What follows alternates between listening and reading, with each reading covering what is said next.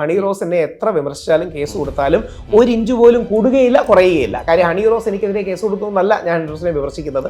ഹണി റോസ് കഴിവുള്ള ഒരു അഭിനേത്രിയാണ്, pan south Indian സ്റ്റാറാണ്, നന്നായി കൂടുതൽ ഉയരങ്ങളിലേക്ക് വരട്ടെ. പക്ഷേ വസ്ത്രധാരണം കൂടി ശ്രദ്ധിക്കണം. മറ്റേ ബോബി ചെമ്മണ്ണൂറിന് ജയിലിൽ നിന്ന് ഇറങ്ങുമ്പോൾ മാല ഇടണമെന്ന് പറഞ്ഞു. ഞാനപ്പോൾ അവരോട് പറഞ്ഞു, സ്വാതന്ത്ര്യ സമരത്തിൽ നിന്ന് പോയിട്ട് വന്നല്ലോ, ഇങ്ങനൊരു കേസിന് പോയിട്ട് വന്നതല്ലേ. ഈ ബോബി ചെമ്മണ്ണൂർ ഇഷ്ടമാണ്, ആരാധനയാണ്. കേരളത്തിൽ അദ്ദേഹത്തിന് അത്രയും സേവനം ചെയ്ത ആൾക്കാർ കുറവാണ്. ഞാൻ അവരോട് പറഞ്ഞു, ബോബി ചെമ്മണ്ണൂർ 100 കണക്കിന് വീട്, 1000 ആൾക്കാർക്ക് ജോലി, ലക്ഷക്കണക്കിന് ആൾക്കാർക്ക് രക്തദാനം, ഇപ്പം മോണോലിസ മറ്റേ കുംഭമേളയിൽ വൈറലായ മോണോലിസ അടക്കമുള്ള ആൾക്കാരെ കൊണ്ടുവരും. അപ്പം പുള്ളിക്ക് മാല ഇട്ടാൽ മതി, ഇപ്പം മാല ഇടണ്ട. അപ്പം അവർ പലപ്പോഴും ചെയ്യുന്നത് അവരുടെ ജീവിതത്തിൽ ഒരുപാട് വേദനയും വിഷമവും സ്ത്രീകൾ കാരണം വന്നിട്ടുണ്ട്. ശ്രീ മോഹൻലാലിന്റെ ഏറ്റവും ശക്തമായ പൃഥ്വിരാജ് ഉണ്ടാക്കുന്ന ക്യാരക്ടറായ ഈ സോക്കോൾഡ് ലോകത്തെ ഗൈഡ് ചെയ്യുന്ന ഫ്രീമാസൺറി അടക്കമുള്ള ഇല്ലുമിനാറ്റിയുടെ വിഭാഗമായ സാക്ഷാൽ എബ്രാം ഖുറേഷി എബ്രാമിനെ പോലും അദ്ദേഹത്തിന്റെ 1 കോടിയിലൊന്നും ശക്തിയില്ലാത്തൊരു പെൺകുട്ടി ഒരു വ്യാജ പരാതി കൊടുത്തപ്പോൾ ജയിലിൽ പോയി കിടക്കേണ്ടി വരുന്നത് അത്രമാത്രം ബയസ്ഡ് ആണ് നമ്മുടെ നിയമം എന്നുള്ളതുകൊണ്ടാണ്. എന്നോട് തന്നെ ഒരാൾ മറ്റേ കമാല പാഷയുടെ കോലം കത്തിക്കണം, കോലൊന്നും കത്തിക്കുന്നത് വേണ്ട, നമുക്ക് ഡിബേറ്റ് ചെയ്യാം, അല്ലാതെ നമുക്ക് ഇത്ര വയലൻസ് വേണ്ട, കുറച്ചുകൂടെ മെതുവായി എല്ലാവരെയും കൂടെ ബാലൻസ് ചെയ്ത് കൊണ്ടുപോകാന്നുള്ളതാണ് എൻ്റെ സത്യം. യേശുക്രിസ്തു പറയുന്നുണ്ട്, hate the sin not the sinner. മഹാത്മാഗാന്ധിയൊക്കെ ജീവിതത്തിൽ സ്വീകരിച്ച പോളിസിയാണ്. Oppose the position not the person. നമ്മൾ ആ നിലപാടിനെയാണ് നമ്മൾ എതിർക്കേണ്ടത്, വ്യക്തിയെ അല്ല. ഈ നിലപാട് നാളെ നമുക്ക് മാറാം. ഈ നാട്ടിൽ ജനിക്കാൻ പോകുന്ന ആണുങ്ങൾക്ക് വേണ്ടിയാണ്. ഓർക്കുക, നിങ്ങളുടെ അച്ഛൻ, നിങ്ങളുടെ സഹോദരൻ, നിങ്ങളുടെ മകൻ, നിങ്ങളുടെ സുഹൃത്ത് ജയിലിൽ നിന്ന് ഒരു വ്യാജ പരാതി അകലത്തിൽ മാത്രമാണ്. എൻ്റെ ഭാര്യ എന്നെ ടോർച്ചർ ചെയ്യുകയാണ്, അവൾ എന്നോട് 20 ലക്ഷം രൂപ ചോദിക്കുന്നുണ്ട്, എൻ്റെ ജോലി ഇവൾ കാരണം കളയിച്ചു, അവസാനം ഞാൻ ആത്മഹത്യയാണ്. എൻ്റെ അവസാന ആഗ്രഹം എൻ്റെ ശവപ്പെട്ടിക്ക് മേളിൽ മൈ വൈഫ് ഈസ് മൈ ടോർച്ചറർ എന്ന് എഴുതി വെക്കണമെന്നാണ്. വലിയ രീതി വാർത്തയുണ്ടായിരുന്നു. ഫിലിപ്പ് എന്നാണ് ഇതിൻ്റെ പേരെന്നാണ്, കർണാടകയിലെ ഹുബളിയിൽ. ജസ്റ്റ് സെർച്ച് ചെയ്താൽ ഇത്തരം കാര്യങ്ങൾ പലപ്പോഴും ചർച്ചാ വിഷയങ്ങളായിട്ട് അത് മാറാറില്ല അല്ലെ? ഈ ആത്മഹത്യകളാണെങ്കിൽ പോലും ആണിന് എന്ത് പറ്റിയാലും ഇവിടെ അഡ്രസ് ചെയ്യാനൊരു മെക്കാനിസം ഇല്ല. അല്ല, ശരിക്കും ഇപ്പൊ ഈ ഒരു ദിലീപ് വിഷയത്തിൽ മാത്രമല്ല, ഈ പൊതുവെ സ്ത്രീയെന്നോ അല്ലെങ്കിൽ ആണെന്നോ പെണ്ണെന്നുള്ള വ്യത്യാസമില്ല, ഈ മെന്റൽ ഹെൽത്ത് ഭയങ്കര ഇമ്പോർട്ടൻസ് ആണെന്ന് പറയുന്നു അല്ലെ? ഇതിന് ഒരു വരി കൂടെ ആഡ് ചെയ്തോട്ടെ.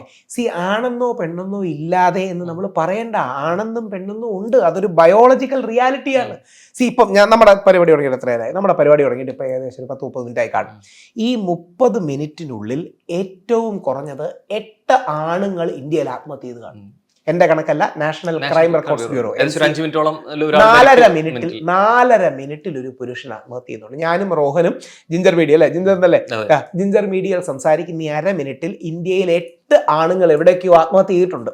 സ്ത്രീകളുടെ കണക്കിൽ അത് ഓരോ 11 മിനിറ്റിലുമാണ്. ഓരോ 11 മിനിറ്റിലും ഒരു സ്ത്രീയും ഓരോ 4.5 മിനിറ്റിലും ഒരു പുരുഷനും ആത്മഹത്യ ചെയ്യുന്നു. സ്ത്രീ ആത്മഹത്യയുടെ 2.5 ഇരട്ടിയാണ് പുരുഷന്റെ ആത്മഹത്യ. യഥാർത്ഥത്തിൽ ഈ മെന്റൽ ഹെൽത്ത് പ്രോബ്ലംസ് ഒരുപാടുണ്ട്. പുരുഷൻ കൂടുതൽ ആത്മഹത്യ ചെയ്യുന്ന റീസൺ ഫാമിലി പ്രോബ്ലംസ്, സാമ്പത്തികമായ പ്രശ്നങ്ങൾ, ജോലി നേടുന്ന പ്രശ്നങ്ങൾ, വ്യാജ പരാതികൾ. ഒരു 8 ദിവസം മുമ്പ് കർണാടകയിലെ ഹുബളിയിൽ ഒരാൾ പീറ്റർ എന്നൊരാൾ ആത്മഹത്യ ചെയ്ത് കണ്ടു കാണും. അദ്ദേഹം അച്ഛൻ എഴുത്തെഴുതി വെച്ചിട്ട് ആത്മഹത്യയാണ്. അച്ഛൻ, എനിക്ക് മടുത്തു, എനിക്ക് വയ്യ, എൻ്റെ ഭാര്യ എന്നെ ടോർച്ചർ ചെയ്യുകയാണ്, അവൾ എന്നോട് 20 ലക്ഷം രൂപ ചോദിക്കുന്നുണ്ട്, എൻ്റെ ജോലി ഇവൾ കാരണം കളയിച്ചു, അവസാനം ഞാൻ ആത്മഹത്യയാണ്. എൻ്റെ അവസാന ആഗ്രഹം എൻ്റെ ശവപ്പെട്ടിക്ക് മേളിൽ മൈ വൈഫ് ഈസ് മൈ ടോർച്ചറർ എന്ന് എഴുതി വെക്കണമെന്നാണ്. വലിയ രീതി വാർത്തയുണ്ടായിരുന്നു. ഫിലിപ്പ് എന്നാണ് ഇതിൻ്റെ പേരെന്നാണ്, കർണാടകയിലെ ഹുബളിയിൽ. ജസ്റ്റ് സെർച്ച് ചെയ്താൽ ഇത്തരം കാര്യങ്ങൾ പലപ്പോഴും ചർച്ചാ വിഷയങ്ങളായിട്ട് അത് മാറാറില്ല അല്ലെ? ഈ ആത്മഹത്യകളാണെങ്കിൽ പോലും ആണിന് എന്ത് പറ്റിയാലും ഇവിടെ അഡ്രസ് ചെയ്യാനൊരു മെക്കാനിസം ഇല്ല. ഈ പലപ്പോഴും ഇത്തരത്തിലുള്ള സംഭവ വികാസങ്ങൾ നടന്നുകൊണ്ടിരിക്കുക തന്നെ ഞങ്ങൾ ആണുങ്ങൾക്കും ചോദിക്കാനും പറയാൻ ആളുണ്ട് എന്നുള്ള ഒരു കൃത്യമായിട്ടുള്ളൊരു സ്റ്റേറ്റ്മെന്റ് കൊണ്ടുവരിയിരിക്കുന്നതെന്ന് തോന്നുന്നുണ്ടോ? അതായത് കൃത്യം പറഞ്ഞാൽ ഒരു 50 വർഷം മുമ്പുള്ള സിനിമയിൽ പണ്ടത്തെ ഉമ്മർ, ബാലങ്കേ നായർ, പിന്നെ TG രവി, ഇവരൊക്കെ സ്ത്രീകളെ റേപ്പ് ചെയ്യുന്നു അല്ലെങ്കിൽ അങ്ങനത്തെ ഒരു സാധനം വരുമല്ലോ. അപ്പം അവിടെ സ്ഥിരം പറയുന്നൊരു ഡയലോഗാണ്, നിനക്കൊന്നും അമ്മയും പെങ്ങളും ഇല്ലേടാ എന്ന്.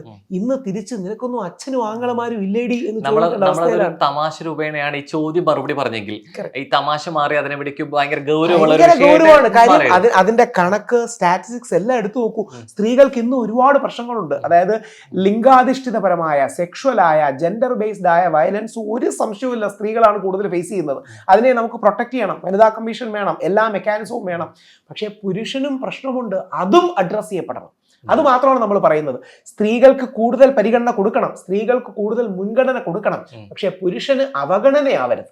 അവിടെയാണ് ഞാൻ സ്ത്രീ പുരുഷ സമത്വത്തിന് വേണ്ടി വാദിക്കുന്ന ആളല്ല, പകരം സ്ത്രീ പുരുഷ വൈവിധ്യത്തിന് വേണ്ടിയും സ്ത്രീകൾക്ക് കൂടുതൽ ഉന്നതമായ സ്ഥാനം കൊടുക്കണമെന്ന കാര്യത്തിൽ നമുക്ക് ആർക്കും തർക്കമില്ല. ശരിക്കും ഇത്തരത്തിലേക്ക് കാര്യങ്ങൾ ഈ വ്യാജ ആരോപണങ്ങളും കേസുകളും ഒക്കെ വരുന്ന സമയത്ത് അത് കൂടുതലും ബാധിക്കുന്ന സത്യം പറഞ്ഞ സ്ത്രീകളെ തന്നെയായിരിക്കും. കാരണം അത്തരത്തിൽ ജെന്യൂൻ കേസുകൾ വരുന്ന സമയത്ത് ആൾക്കാർ വിശ്വസിക്കാതാവും. ഈ പണ്ടത്തെ മറ്റേ പുലി വരുന്ന കഥ പോലെ നമ്മുടെ നാട്ടിൽ വെറുതെ ഒന്ന് ആലോചിച്ച് നോക്കൂ. കേരളം കണ്ട ഏറ്റവും ജനകീയനായ മുഖ്യമന്ത്രി ഉമ്മൻചാണ്ടി, കേരളം കണ്ട ഈ യുവതരയിലെ ഏറ്റവും പ്രഗത്ഭനായ നിവിൻ പോളി, എൽദോസ് കുന്നപ്പള്ളിയെ പോലെ ഒരു പ്രഗത്ഭനായ കോൺഗ്രസ് MLA, മുകേഷ് സാറിനെ പോലെ ഒരു പ്രഗത്ഭനായ CPM MLA, സുരേഷ് ഗോപിയെ പോലെ എല്ലാവരും ജനകീയനായ 10 ക്യാമറയുടെ ഫ്രണ്ടിൽ വെച്ച് ഒരു പെൺകുട്ടിയുടെ തോളിൽ തട്ടിയത് സെക്ഷൽ അട്രോസിറ്റിയാന്ന് പറയുന്നത് എന്തൊരു അന്യായമാണ്.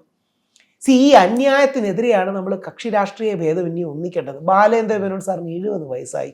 ആ മനുഷ്യനെ ഈ പ്രായത്തിൽ പുള്ളിക്കെതിരെ ഒരു വ്യാജ ആരോപണം ഉന്നയിച്ചു. എന്താ അറിയും, ഇത് തെളിയിക്കാതിരിക്കാനും പറ്റില്ല. 30 വർഷം മുമ്പ് എൻ്റെ മുമ്പിൽ വെച്ച് പുള്ളി ഒരു കാര്യം ചെയ്തു, അങ്ങനെയാണ് ആ സ്ത്രീ. ഇതെങ്ങനെ തെളിയിക്കാതിരിക്കുകയോ ചെയ്യാൻ പറ്റും? അപ്പം ചുമ്മാങ്ങേറിയാണ് മരിച്ചുപോയ മാമുക്കോയ്ക്കെതിരെ, സുധീഷിനെതിരെ, എത്ര പേർക്കെതിരെയാണ് ചുമ്മാ ആരോപണം. ഇങ്ങനെ പറഞ്ഞാലേ അതിനൊരു വിലയുള്ളൂ. ഇവർ ഓടി നടന്നത്, അതായത് പണ്ട് ഈ സീരിയൽ റേപ്പിസ്റ്റ്, സീരിയൽ കില്ലർ എന്നൊക്കെ പറയുന്ന പോലെ സീരിയൽ കംപ്ലൈനൻസ് ആയി മാറിയിരിക്കുകയാണ്, സീരിയൽ പരാതിക്കാർ. ശരിക്കും ഇത്തരം പരാതികൾ വരുന്നതുകൊണ്ട് തന്നെയാണോ ഒരു ഇപ്പം മെൻസ് അസോസിയേഷൻ എന്നുള്ള രീതിയിലേക്ക് ഇവിടെ ഉണ്ട്, നമ്മൾ കാണാറുണ്ട് പ്രവർത്തനങ്ങൾ. പക്ഷെ ഒരു പുരുഷ കമ്മീഷൻ വേണം എന്നുള്ള രീതിയിലേക്ക് ഏകദേശം 50-50 MLA-മാരെ കാണുന്നു. ഇതൊരു കേരളത്തിൽ മാത്രം 140 പേരെ ടാർഗറ്റ് ചെയ്യുന്നുണ്ട്. ഫെബ്രുവരി തീരുന്നതോടുകൂടി എല്ലാവരെയും കാണുകയും MP-മാരെ കൂടെ കാണാനാണ് ആഗ്രഹം. തീർച്ചയായിട്ടും പുരുഷ കമ്മീഷൻ, വനിതാ കമ്മീഷനെ പോലെ, യുവജന കമ്മീഷനെ പോലെ ഒരു പുരുഷ കമ്മീഷനും വേണം. പുരുഷന്മാർക്ക് ആരോടെങ്കിലും പറയാൻ പോയൊരു സ്ഥലം വേണം, ഒരു ലീഗൽ ഹെൽപ്പ് വേണം. പലരും തകർന്നു പോവുകയാണ്, പലരും ആരോടും പറയാതെ ഉള്ളിൽ ഒതുക്കുകയാണ്. നമ്മൾ ആണുങ്ങളുടെ വേറൊരു പ്രശ്നം, നമ്മളെ എല്ലാം വളർത്തുമ്പോൾ, റോഹനെയും എന്നെയും ഇട്ടിരിക്കുന്ന എല്ലാവരെയും വളർത്തുമ്പോൾ പെൺകുട്ടികളെ അടിച്ചമർത്തി വളർത്തുന്ന പോലെ പുരുഷന്മാരെ വികാരങ്ങൾ പുറത്ത് കാണിക്കരുത് എന്ന് പറഞ്ഞ്, നീ ആണല്ലേടാ, നീ കരയുന്നു എന്ന് പറഞ്ഞാണ് നമ്മളെ വളർത്തുന്നത്. അപ്പൊ ആണിന്റെ സ്ട്രെസ്സും ടെൻഷനും വിഷമവും എല്ലാം ഉള്ളിലാണ്. ആർക്കെതിരെ വേണമെങ്കിൽ അതാകാം. നമ്മുടെ ഡോക്ടർ അരുൺകുമാർ ഏറ്റവും പ്രഗത്ഭനായ മാധ്യമപ്രവർത്തകനാണ്. പുള്ളിക്കെതിരെ ഒരു പോക്സോ കേസ് കൊടുത്തിരിക്കുന്നു. റിപ്പോർട്ടറിന്റെ ആള് കണ്ടു കാണും. ചുമ്മാ ഇടുകയാണ്. പുള്ളി ആ പെൺകുട്ടിയെ കാണുന്ന പോലുമില്ല. അപ്പൊ ആണിനെതിരെ ഈ നിയമം ദുരുപയോഗം ചെയ്യാൻ വലിയൊരു സ്കോപ്പ് ഉണ്ട്. അതിനെ തടയാൻ ഒരു സിസ്റ്റമിക് ആയിട്ടുള്ള സംവിധാനപരമായിട്ടുള്ള ചേഞ്ച് ആണ് ഞാൻ അടക്കമുള്ളത്. ഇത് എനിക്കൊന്നും മനസ്സിലാക്കാൻ സാധിച്ചത് ഇന്ത്യയിൽ തന്നെ ഇന്ത്യയിലെ ഫസ്റ്റ് ഇനീഷ്യേറ്റീവ് ആണിത്. ഞങ്ങളിപ്പം ഡൽഹിയിലായിരുന്നു കഴിഞ്ഞ 5 ദിവസം. നമ്മൾ ഇരുഭാഗത്തെയും കുറച്ച് MP-മാരെ കണ്ടു, ലോകസഭയിലെ രാജ്യസഭയിലെ 2 ആൾക്കാരെ കണ്ടു, മിനിസ്റ്റർമാരെ കണ്ടു, നമ്മൾ സുപ്രീം കോടതിയിലെ 2 സീനിയർ ലോയേഴ്സിനെ കണ്ടു, 6 മീഡിയ ഹൗസസിനെ കണ്ടു. കേരളത്തിലെ ഈ ബില്ലിന്റെ ഇംഗ്ലീഷ് പതിപ്പ് എല്ലാ സംസ്ഥാനങ്ങളും അയച്ചു കൊടുത്തിട്ട് ഒരു പാൻ ഇന്ത്യൻ ഒരു മെൻസ് കമ്മീഷനാണ് നമ്മൾ ട്രൈ ചെയ്യുന്നത്. അപ്പൊ കേരളത്തിലാണ് യുവജന കമ്മീഷൻ ആദ്യമായിട്ടുണ്ടാകുന്നത് 2013. മോദി സർക്കാർ 2024 കഴിഞ്ഞ വർഷമാണ് അത് കൊണ്ടുവന്നത്. ഞാൻ യുവജന കമ്മീഷന്റെ ഭാഗമായി വർക്ക് ചെയ്തിരുന്നു. മാണിസാറുള്ള കാലമായിരുന്നു. മാണിസാർ 1 കോടി രൂപയോളം ബഡ്ജറ്റ് അത് തന്നിട്ടുണ്ടായിരുന്നു. നമ്മൾ counselling, coaching, mentoring, de addiction, ഇങ്ങനെ ഒരുപാട് കാര്യങ്ങളുണ്ട്. അപ്പം പുരുഷ കമ്മീഷനും ഇത്തരം കാര്യങ്ങൾ കാര്യമായിട്ട് വേണം. ആ പുരുഷ കമ്മീഷനിൽ മസ്റ്റായിട്ട് ഒരു സ്ത്രീയും വേണം. ഇപ്പൊ എൽദോസ് MLA ആണ് അത് സ്പീക്കർക്ക് എടുത്തു കൊടുത്തു, ബഹുമാനപ്പെട്ട സ്പീക്കർക്ക് എടുത്തു കൊടുത്തു. അത് അടുത്ത നിയമസഭാ സമ്മേളനത്തിൽ അവതരിപ്പിക്കാൻ കഴിയുമെന്നാണ് വിശ്വസിക്കുന്നത്. പുരുഷ കമ്മീഷന്റെ ഇത്തരത്തിലെ കുറേയേറെ ആവശ്യങ്ങൾ എങ്കിൽ പോലും മുൻകൂട്ടി ഇങ്ങനൊരു കമ്മീഷൻ ഇവിടെ ആവശ്യമാണ് എന്നുള്ളതിനെ പ്രതിപാദിക്കുന്ന കുറേയേറെ കാര്യങ്ങൾ ഉണ്ടായിരിക്കാം. എങ്കിൽ രാഹുൽ ഈശ്വർ കാണുന്ന ഒരു 3 ഏറ്റവും പ്രധാനപ്പെട്ട 3 കാര്യങ്ങൾ: 1, വ്യാജ പരാതികളാണ്. 2, പുരുഷന് legal counselling, legal mentoring free ആയിട്ടോ വളരെ വില കുറഞ്ഞോ അല്ലെങ്കിൽ വളരെ അഫോർഡബിൾ ആയ നിരക്കിൽ അദ്ദേഹർക്ക് കിട്ടണം. അവർക്കും ആ വിഷമം തുറന്നു പറയാൻ കാര്യങ്ങൾ. 3, ഇതിനെക്കുറിച്ച് പഠിക്കാനും ഒരു പഠന റിപ്പോർട്ട് തയ്യാറാക്കി തരാനും വേണം. കേരളം ഒരുപാട് കാര്യങ്ങളിൽ മെച്ചമാണ്. പക്ഷേ നമ്മുടെ നാട്ടിലെ ആത്മഹത്യ, മദ്യപാനം, മയക്കുമരുന്ന്, കുടുംബഛിദ്രം, ഡിപ്രഷൻ തുടങ്ങിയ കാര്യങ്ങളിലും കേരളം ഇന്ത്യയിലെ ടോപ്പ് സംസ്ഥാനങ്ങളിൽ ഒന്നാണ്. നമ്മൾ നേരത്തെ പഞ്ചാബിനെ പറഞ്ഞു, പഞ്ചാബിൽ ആൽക്കഹോളിസം ഉണ്ടെന്ന്. പഞ്ചാബ് കഴിഞ്ഞാൽ ഏറ്റവും കൂടുതൽ കേരളത്തിലാണ്. പഞ്ചാബ് കഴിഞ്ഞാൽ അല്ലെങ്കിൽ ആദ്യത്തെ ഒരു 1 to 5 എപ്പോഴും സോഷ്യൽ ഇൻഡെക്സസിലെല്ലാം കേരളം തകർച്ചയാണ്. ആത്മഹത്യ ആകട്ടെ, മദ്യപാനമാകട്ടെ, മയക്കുമരുന്നാകട്ടെ, കുടുംബഛിദ്രമാകട്ടെ, ഡിപ്രഷൻ ആകട്ടെ, പ്രായമായ അച്ഛനമ്മമാരെ നടതള്ളുന്നതാകട്ടെ, കുടുംബത്തിന് ശ്രദ്ധ കൊടുക്കാത്തതാകട്ടെ. അങ്ങനെയാണ് ഹൈക്കോടതി ഒരു 3 ദിവസം മുമ്പ് ഒരു വിധി വന്നത്. പ്രായമായ അച്ഛനെ നോക്കാൻ മകന് ബാധ്യതയുണ്ട് എന്നൊക്കെ പറഞ്ഞൊരു വിധി വരികയുണ്ടായി. നമ്മുടെ നാട്ടിലാണ് ഈ നടതള്ളുക എന്ന് പറഞ്ഞൊരു കാര്യം കേട്ടുക. നടതള്ളുക എന്ന് പറഞ്ഞാൽ പ്രായമായ അച്ഛനെയമ്മയെ നടതള്ളുക എന്നുള്ളത്. വേറെ എത്ര സംസ്ഥാനങ്ങളിൽ നടതള്ളുക എന്നൊരു കാര്യം കേട്ടിട്ടുണ്ട്? അവിടെ 1% 2% ഉണ്ടാകാം, നമ്മുടെ ഇടയിൽ അത് ഓൾഡ് ഏജ് കൂടുതൽ. ഹോംസ് കൂടുതലുള്ളതും എന്നുള്ള രീതിയിലേക്ക് നമ്മുടെ കണക്കുകൾ അതായത് പ്രായമായ അച്ഛനും അമ്മയ്ക്കും നമ്മൾ വേണ്ട കരുതൽ അത് ഈ കുടുംബ സംവിധാനത്തിന്റെ തകർച്ചയാണ്. ഇത്തരം കാര്യങ്ങളും കൂടി പുരുഷ കമ്മീഷൻ അഡ്രസ് ചെയ്യണമെന്നാണ് എൻ്റെ ആഗ്രഹം അതുകൂടിയുണ്ട്. ഈ പലപ്പോഴും എന്നുള്ള രീതിയിലേക്ക് ഈ ഇപ്പോൾ സ്ത്രീ കമ്മീഷൻ എന്നുള്ള രീതിയിലേക്ക് പറയുന്ന പ്രസ്താവനകളിൽ മെയിൻ ഉന്നയിക്കുന്നൊന്നാണ് ഈ കൗൺസിലിംഗ് എന്നുള്ളത്. ഈ പലപ്പോഴും ഈ മാനസികമായിട്ടുള്ള പിന്തുണ വയ്ക്കുകയും കേൾക്കാൻ ആരൊക്കെയോ വേണം എന്നുള്ള തോന്നലിൽ കൂടുതലും പറയാറുള്ളത് അവിടെയാണ്. പക്ഷെ പലപ്പോഴും പുരുഷന്റെ ഇത്തരം സാഹചര്യങ്ങളെ മനസ്സിലാക്കാതെ വരികയോ മാനസികമായിട്ടുള്ള സമ്മർദ്ദങ്ങൾ മനസ്സിലാക്കാതെ വരുന്ന സാഹചര്യം കൂടുതലും കണ്ടിട്ടില്ല. അതുകൊണ്ട് ആദ്യം ചെയ്യേണ്ടത് നമ്മൾ കൗൺസിലിംഗ് എന്ന വാക്ക് ഉപയോഗിക്കരുത്. കാര്യം കൗൺസിലിംഗ് എന്ന വാക്കിന് മലയാളി മനസ്സിലൊരു നെഗറ്റീവ് അർത്ഥമുണ്ട്. പകരം മെന്ററിംഗ് എന്നോ കോച്ചിങ് എന്നോ യൂസ് ചെയ്താൽ മതി. അതായത് കൗൺസിലിംഗ് എന്ന് പറഞ്ഞാൽ ഇവൻ എന്തോ രോഗമുള്ളൊരു പോകുന്നൊരു സാധനമാണെന്ന് വിചാരിക്കും. അതുകൊണ്ട് മാരേജ് കൗൺസിലിംഗ് എന്നൊന്നും പറയണ്ട. Marital education, life coaching, life skills coaching, mentoring, എന്ത്. പക്ഷെ പലപ്പോഴും നമ്മൾ ഇത്തരത്തിലുള്ള സന്ദർഭങ്ങളിൽ ഇപ്പൊ നമ്മളൊരു ഡോക്ടറെ ഒരു കൺസൾട്ട് ചെയ്യുന്നതിന് വലിയ പരാതി ഉണ്ടാവില്ല. എന്ത് തരം അസുഖമാണ് ഡയഗ്നോസ് ചെയ്യുന്ന കാര്യങ്ങളില്ലേ, അല്ലെങ്കിൽ ബാക്കി മെന്റൽ കാര്യത്തിൽ ചെയ്യുന്നതിന്. പക്ഷെ നമുക്ക് ഇന്ത്യയിൽ നിന്ന് പുറമെ ഏത് രാജ്യങ്ങളിലാണെങ്കിൽ പോലും ഒരു സൈക്കാട്രിസ്റ്റിനെ കാണുന്നത് നമുക്ക് മെന്റൽ ഇഷ്യൂസ് ഒരു സ്റ്റിഗ്മയാണ്. നമുക്ക് മെന്റൽ ഇഷ്യൂസ് ഒരു സ്റ്റിഗ്മയാണ്. ആ സ്റ്റിഗ്മ ഏറ്റവും ദുരിതം അനുഭവിക്കുന്ന പുരുഷനുമാണ്. അതെ. പക്ഷെ ഇവിടെ പലപ്പോഴും കാണുന്നത് നമ്മൾ അതിന് പോയി നമ്മുടെ എന്താണെന്നുള്ളത് സംസാരിക്കുന്നതിന് മുമ്പേ കാണാൻ പോകുന്നുണ്ട് പറഞ്ഞാൽ അവന് മാനസികമായിട്ട് പ്രശ്നമുണ്ട് രീതിയിലേക്ക് വരുത്തി തീർക്കാൻ. അതുകൊണ്ടാണ് കൗൺസിലിംഗ് എന്ന വാക്ക് നമുക്ക് വേണ്ട. ലൈഫ് കോച്ചിങ് എന്ന് വിളിക്കാം, ലൈഫ് മെന്ററിംഗ് എന്ന് വിളിക്കാം, ലീഗൽ മെന്ററിംഗ് എന്ന് വിളിക്കാം. ബേസിക്കലി കേൾക്കാൻ ഒരു ചെവിയും ഗൈഡ് ചെയ്യാൻ ഒരു ആളും. ഇതാണ് എന്ത് പേര് വിളിച്ചാലും കുഴപ്പമില്ല. ആ പേരിൽ മാത്രമല്ല, അതോടൊപ്പം പുരുഷ കമ്മീഷനിൽ നമ്മുടെ ക്രിസ്ത്യൻ സഭകൾ കല്യാണത്തിന് മുമ്പ് മാരിറ്റൽ എഡ്യൂക്കേഷൻ എന്നൊരു കാര്യം ചെയ്യും. വിവാഹ ശുശ്രൂഷ എന്നൊക്കെ പറഞ്ഞ് 3 ദിവസമുള്ള ഒരു പരിപാടി. ഞാൻ യുവജന കമ്മീഷന്റെ ഭാഗമായിരുന്നപ്പോൾ ഞങ്ങളൊരു മാരിറ്റൽ എഡ്യൂക്കേഷൻ ബില്ല് കൊണ്ടുവന്നിട്ടുണ്ടായിരുന്നു. 3 ദിവസം ഗവൺമെന്റ് നടക്കില്ല, ഒരു ദിവസമെങ്കിലും ഒരു വിവാഹപൂർവ്വ വിദ്യാഭ്യാസം എടുത്തിട്ടേ കല്യാണത്തിന് പ്രീ മാരേജ് കൗൺസിലിംഗ്. ഞാൻ പല ക്രിസ്ത്യൻ സഭകളുടെ തിരുവനന്തപുരത്തെ പള്ളികളിലൊക്കെ ഞാൻ ക്ലാസ് എടുക്കാറുണ്ട്. ഞാൻ കമ്മ്യൂണിക്കേഷൻ, മാരിറ്റൽ കമ്മ്യൂണിക്കേഷനാണ് എടുക്കാറുള്ളത്. അതായത് നമ്മുടെ നല്ലൊരു MBA കോളേജിൽ പോയാൽ ആദ്യത്തെ 2 വർഷമാണല്ലോ MBA, അതേ ആദ്യത്തെ 2 ദിവസം ഒന്നും പഠിപ്പിക്കില്ല. ഓറിയന്റേഷനാണ്, ഇൻഡക്ഷനാണ്. കണ്ടു കാണും. 2 വർഷം പഠിക്കുന്ന സ്ഥാപനമായ MBA കോളേജിലേക്ക് പോകാൻ നമുക്ക് 2 ദിവസം ഓറിയന്റേഷൻ കിട്ടുന്നു. 50 വർഷം താമസിക്കുന്ന സ്ഥാപനമായ കുടുംബത്തിലേക്ക് പോകാൻ നമുക്ക് 5 മിനിറ്റ് പോലും ഓറിയന്റേഷൻ ലഭിക്കുന്നില്ല എന്നുള്ളതാണ് നമ്മുടെ പ്രധാന പ്രശ്നം. അപ്പൊ നമുക്കൊരു ഓറിയന്റേഷൻ വേണം, ഇൻഡക്ഷൻ വേണം, ആ പ്രോസസ്സ് വേണം എന്നുള്ളതാണ് നമ്മൾ മുമ്പോട്ട് വെക്കുന്നത്. തീർച്ചയായിട്ടും പലപ്പോഴും ഈ ചർച്ചകളിലെ സംവാദങ്ങളെ കുറിച്ച് പറയുമ്പോൾ തന്നെ ശരിക്കും രാഹുൽ ഈശ്വർ എന്ന് പറയുന്ന ഒരു കാര്യം കൂടിയാണ് അഭിലാഷ് 30 സെക്കൻഡ് എന്നുള്ളത്. അതുകൊണ്ട് തന്നെ ഒരു സെഗ്മെന്റിലോട്ട് പോവാണ്. സോ ഇതിൽ പറയാതെ വയ്യ എന്നുള്ളതാണ്. ഒരു സ്റ്റേറ്റ്മെന്റ്സ് പറയും, ചിലത് അഭിപ്രായങ്ങളുടെ കമന്റ് ബോക്സിൽ വന്നായിരിക്കാം. ആ സ്റ്റേറ്റ്മെന്റ്സിലെ പറയാതെ വയ്യ in 30 seconds. Okay please. So Karan Johar model അല്ല. ഞാൻ അതുകൊണ്ടാണ് സ്ഥിരം ഞാനൊരു ടൈമർ വെച്ചാണ്. ഞാൻ എപ്പോഴും പോകുമ്പോൾ ടൈമർ സൂക്ഷിക്കുന്നുണ്ട്. ഇത് എപ്പോഴും ചർച്ചകളിൽ മാത്രം അല്ലാതെയും എപ്പോഴും ഉണ്ടാവും. സോ പറയാതെ വയ്യ ഹണി റോസ് വിഷയത്തിൽ പ്രതികരണം പിന്നീട് തിരുത്തണം തോന്നിയിട്ടുണ്ട്? ഒരിക്കലുമില്ല. ഹണി റോസ് എന്നെ എത്ര വിമർശിച്ചാലും കേസ് കൊടുത്താലും 1 ഇഞ്ച് പോലും കൂടുകയില്ല, കുറയുകയില്ല. കാര്യം ഹണി റോസ് എനിക്കെതിരെ കേസ് കൊടുത്തൊന്നല്ല ഞാൻ ഹണി റോസിനെ വിമർശിക്കുന്നത്. ഹണി റോസ് കഴിവുള്ള ഒരു അഭിനേത്രിയാണ്, പാൻ സൗത്ത് ഇന്ത്യൻ സ്റ്റാർ ആണ്. നന്നായി കൂടുതൽ ഉയരങ്ങളിലേക്ക് വരട്ടെ. പക്ഷേ വസ്ത്രധാരണം കൂടി ശ്രദ്ധിക്കണം.